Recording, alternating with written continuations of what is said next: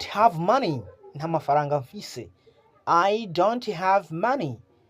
Nta mafaranga mfise. I don't have money. I don't have time. I don't have time. Nta mwanya mfise. I don't have car. Nta modoka mfise. I don't have shoes. Nta birato mfise.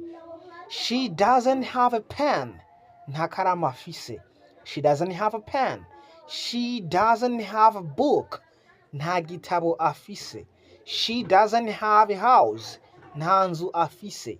She doesn't have a friend. Nta mugenzi afise. We don't have a teacher. Nta mwigisha dufise. We don't have a teacher.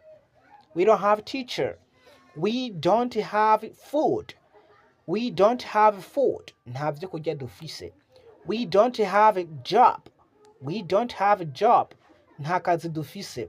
We don't have job. We don't have salt.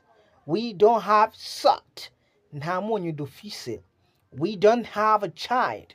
We don't have a child. Nta mwana dufise.